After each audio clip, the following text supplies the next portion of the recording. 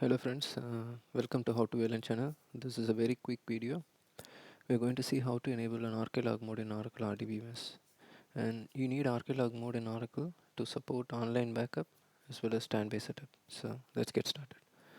So this, as usual, the steps involved in setting up archivelog mode are: we are going to have a pre-check at the OS to see if we are having sufficient capacity in the OS to support the archivelog mode, and then pre-validation at the DB to see what all parameters are already configured and to be configured. We need to figure it out, and then we really need to set up the archivelog, and then post validation after we set up at the DB, and then post validation at the OS whether are we creating the archivelogs as expected. So these are the various steps at high level. Here in our setup, we are going to use CentOS 7.x, which is 7.9 for me, and rdbms version 19c. So let's get started. So verify you have the mount path necessary. You have a mount path with the necessary space for the archivelog destination. That's our first step. So if I go over here, this is my server, right?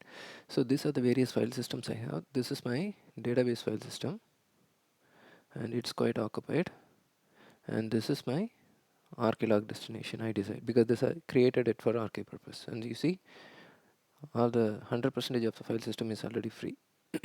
So we decided the candidate path is this, right? So we completed this verification, and the next step is pre-validation at DB, right? So as usual, before we perform our connection, we need to verify if we have necessary environmental variables set. So we have, that's our database. Okay, so let me connect to the DB real quick, and let me check.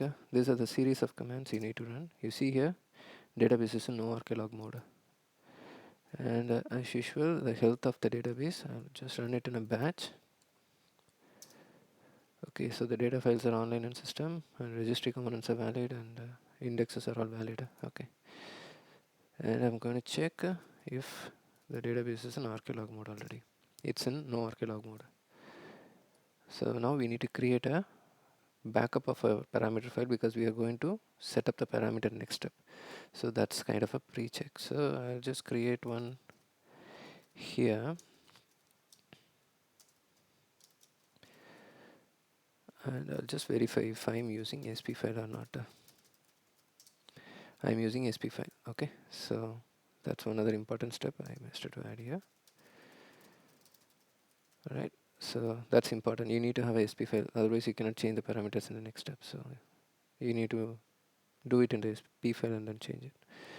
So I'm creating a P file from SP file. This also verifies I'm creating it in Oracle. Reason is I wanted to verify if I have write permission or not. So I'm able to write it, and I'm just checking if my P file is created. Yeah, it's created. Okay. So I'm checking if what all parameters are already configured. You can see here this destination is empty, size is 0. So which means that I already verified the next parameter, which means that I do not have any necessary parameter configured for archivelog destination. So there is one more parameter we need to verify. That's this. So log archive dist1, and that's also not set. So this is the parameter primarily controls the destination where your archivelog will go to.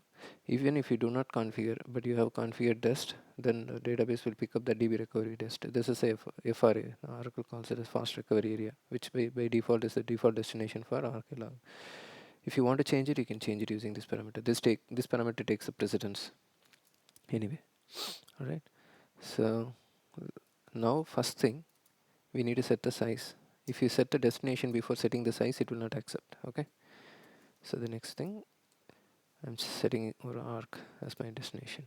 Don't worry, a database name will be created below this directory, sorry, this mount path, and then only the archivelogs will be created. Archivelogs will not be created directly on this file system. Okay, so we already know this parameter is not configured yet, you can see, and we need to set this parameter.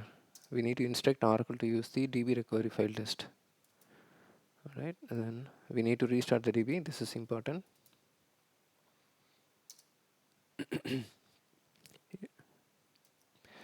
Alright, I have shut down the database. You can see here, shutdown completed, and I have mounted the DB as well. So now I need to verify again if these parameters are already configured. Yes, it is set because we are going to enable it. So we just need to be sure we have the params configured. You see, these are the three parameters we changed for arc, size of the destination, up till which you will fill up the archivelog. So for 2 GB you will be generating archivelogs, and location use DB recovery file test. So I'm going to use this destination, that is this destination. Okay, so now I'll enable the archivelog. I will just double check it is not yet enabled. It's not. Okay, I'll just show you pretty clearly. It's now enabled. Okay, after you do this command you will have archivelog mode enabled. Okay, so that's done. Let me open the DB. This needs to be done only in the mount state, guys, so that is very important. Okay, we kept the DB in mount. If you see here, we just database is mounted only, not opened. We just opened the DB. Okay, we will perform the validation. If you remember, last time we saw the database was in read write mode, right? So now it is in read write mode. So compared to what we had when we initially started it, it was no archivelog. Now it is archivelog. All right, so let's perform the health check again.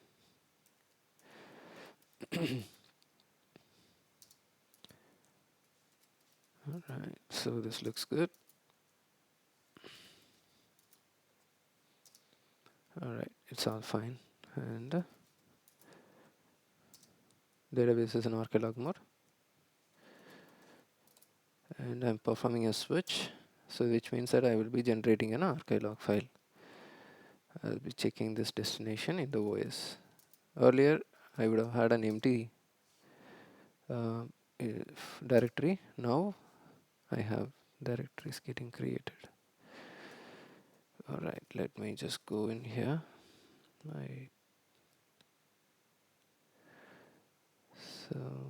So I'm sorry, yeah. You see here, it created a directory. It's a mount path, and it created a directory underneath, and then it's posting the archivelog. See, I've made a wrong directory. I went to, okay, so I'll go to this first over arc, and then I'll show you. So this is a P file we created, right? So, and then you see this database name on which a directory is created, and then you can see it does a very proper format of creating the archivelogs. Alright, so this is how it is created. It is 8:23, just 2 minutes before it was created. So is it clear, guys? So I hope you like this. If you like it, give me a thumbs up and subscribe to How to VLN channel, and thanks for joining with me. We'll see you in the next video. Thank you. Bye.